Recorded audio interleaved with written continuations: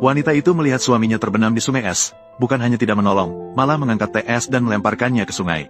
Anak laki-laki, Sanzu, berjongkok di salju dan melihat ibunya kembali, menarik ujung bajunya dan bertanya kemana ayahnya pergi.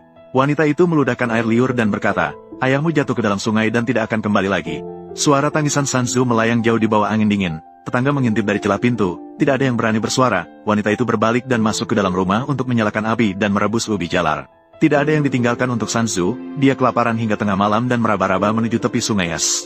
Dia memanggil ayah di atas permukaan es, sambil berteriak, permukaan es itu retak dan muncul sebuah bola tanah berwarna emas dengan ekor, menggambarkan manusia tanah. Sanzu adalah ayah. Ternyata ayah Sanzu adalah dewa bola tanah dari dasar sungai, yang diam-diam naik ke darat untuk menikah, mengalami bencana ini dan mengungkapkan wujud aslinya.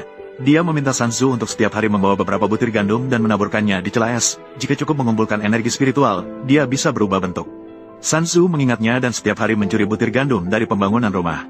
Dia diam-diam pergi ke tepi sungai untuk memberi makan bola tanah. Hari-hari mulai menunjukkan harapan, tetapi segera terlihat oleh ibu tiri, Gui Hua. Bunga osmanthus yang terikat dengan bola tanah emas adalah benda suci. Ingin menangkapnya untuk ditukar dengan uang perak, menarik anaknya, Tiedan, untuk merencanakan dan sengaja menyuruh Sanzu pergi ke belakang gunung untuk mengumpulkan kayu bakar.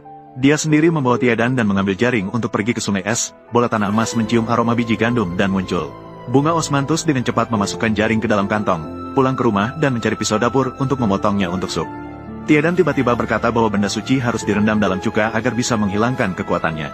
Bunga osmanthus dengan cepat mengambil kendi cuka dan merendam bola tanah emas ke dalamnya. Melihat bola tanah itu terbalik dan tidak bergerak, dia baru merasa tenang. Malam harinya, Bunga osmanthus membawa sup bola tanah dan memaksa Sanzu untuk meminumnya. Begitu Sanzu mencicipinya, dia merasakan rasa ayahnya, menangis dan menjatuhkan mangkuk, lalu berlari gila-gilaan ke tepi sungai es. Namun, dia melihat bola tanah emas di celah es bersinar lebih terang, sedang mengibaskan ekornya melihatnya. Dewa bola tanah sudah memperhitungkan pikiran Bunga osmanthus dan sengaja berpura-pura pingsan karena direndam cuka. Sebaliknya, dia justru menggunakan cuka untuk membersihkan semua kotoran duniawi dari tubuhnya. Kekuatannya bahkan lebih hebat dari sebelumnya, dan dia juga mengirim mimpi kepada Sanzu, memintanya untuk menggali sebuah mangkuk persik di bawah pohon willow tua di dekat sungai es. Di dalam mangkuk adalah air segar dari dasar sungai, dioleskan ke tubuh dapat menyembuhkan luka beku.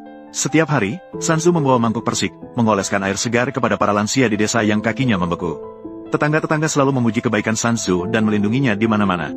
Gui Hua melihatnya dengan marah, merencanakan untuk mendorong Sanzu ke dalam sungai es agar dia memberi makan ikan. Malam itu, Gui Hua menarik Sanzu ke tepi sungai es. Saat hendak mendorong, kakinya tiba-tiba tergelincir dan dia jatuh ke dalam celah es. Dia berteriak minta tolong, sementara Tiedan ketakutan dan berjongkok di tanah tidak berani bergerak.